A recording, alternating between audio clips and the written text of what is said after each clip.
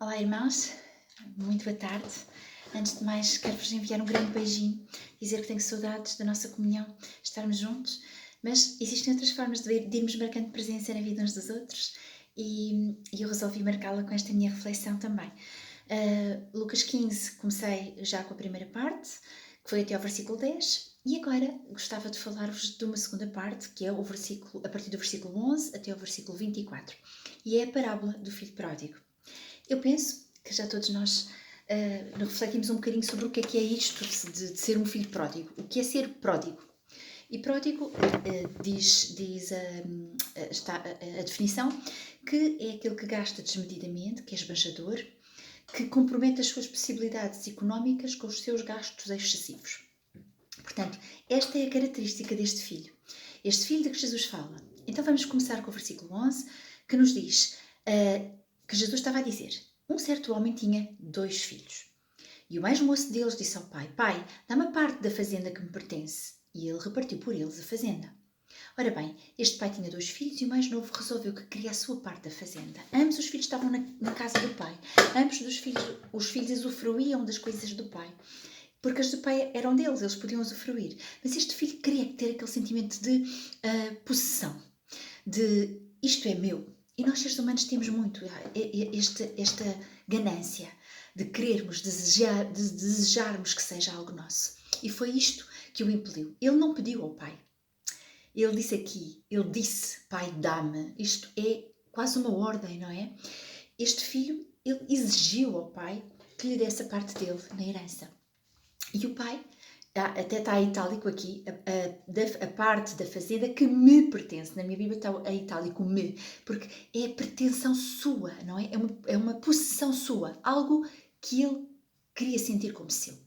E diz que o pai assim fez, repartiu com eles a fazenda. Não por ele apenas, apesar do mais velho não ter pedido, também fez isso com o mais velho.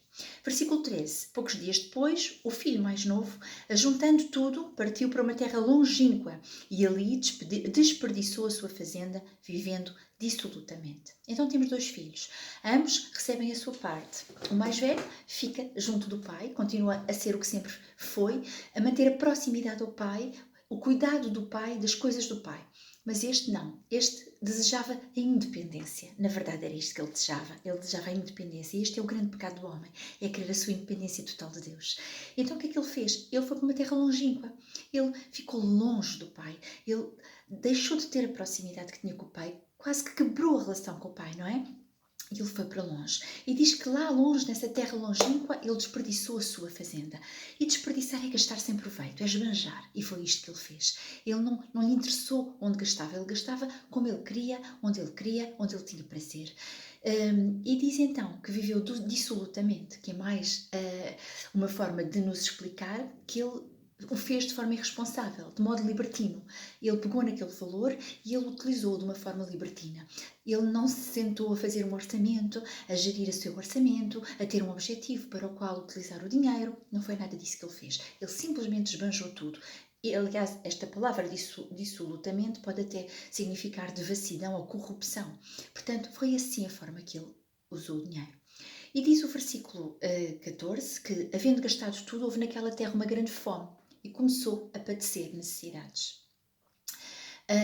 E nós sabemos que existem ciclos de fome na Terra. A Bíblia já nos fala de algumas. Temos, por exemplo, uma história maravilhosa que é de José, que nos ensina que devemos guardar no tempo da abundância para podermos ter no tempo de escassez. E infelizmente estamos a viver um momento em que tem tudo para que venha aqui um ciclo de fome. E nós precisamos de quê? Precisamos ter objetivos. Quando é o tempo da abundância, precisamos de não gastar tudo desmedidamente, como este filho pródigo fez. Foi esbanjador. Nós não queremos ser pródigos. O que nós queremos ser é como José.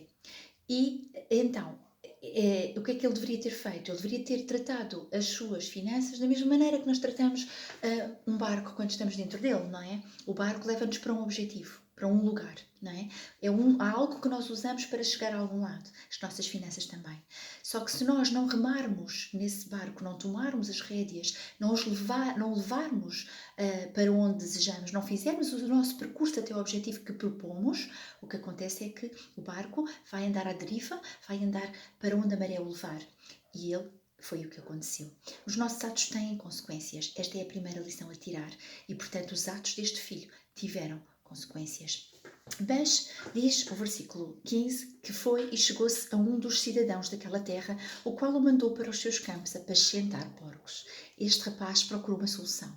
Ele percebeu que estava a padecer necessidade e ele procurou aquilo que nós todos procuramos para suprir a nossa necessidade, que é o trabalho. Mas houve uma coisa que ele não fez. Se procurar trabalho não está errado. O que ele não fez e o que foi errado foi que ele continuou com o foco nele próprio, na sua força de trabalho, e ele não colocou nunca o foco em Deus. Ele não colocou nunca o foco no Pai. Ele nunca pensou em aproximar-se do Pai, em estar com o Pai. O quanto era importante a relação com o Pai. Não, ele queria a sua independência e foi mais uma vez lutar por ela. E diz o versículo 16 que desejava encher o seu estômago com as bolotas que os porcos comiam e ninguém lhe dava nada. Ou seja, o seu trabalho também não lhe trouxe aquilo que ele esperava e nem sequer a bondade alheia, porque ninguém lhe dava nem umas migalhas que ele tanto desejava.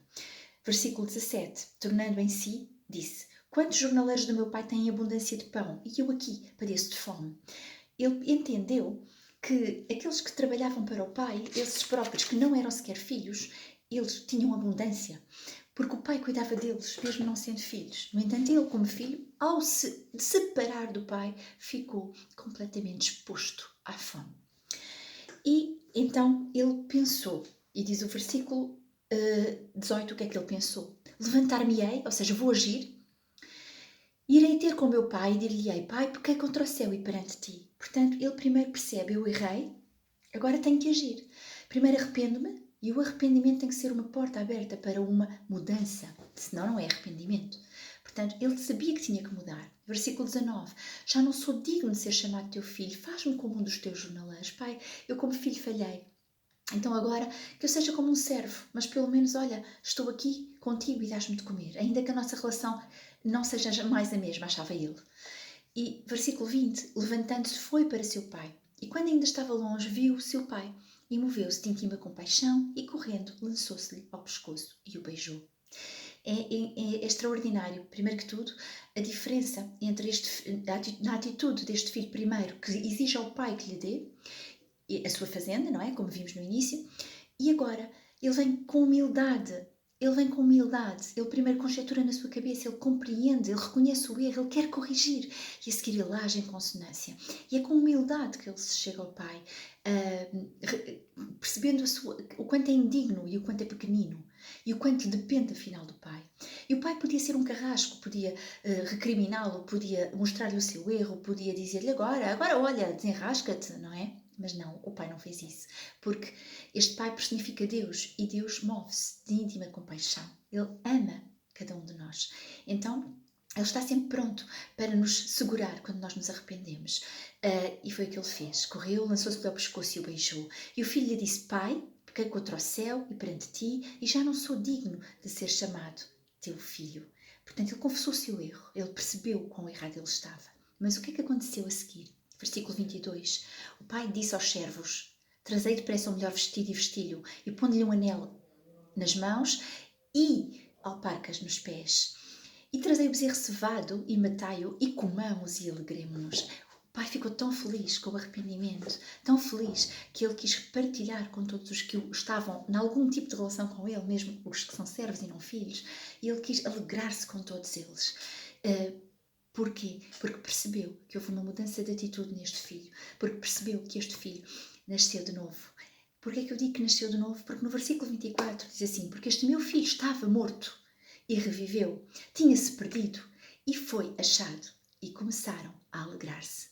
Portanto, aqui nós percebemos que ele passou da morte para a vida. Há uma mudança que surge neste filho, que deixa este pai perfeitamente feliz. E assim é com Deus. Deus fica feliz quando há mudança, quando nós percebemos que andamos na morte quando estamos longe dele, mas que a vida é quando estamos perto. Isso é que é ter a vida eterna, é estarmos assim, unidos com o Deus que deu o seu Filho por nós. Obrigada, irmãos. Um grande beijinho. Até breve.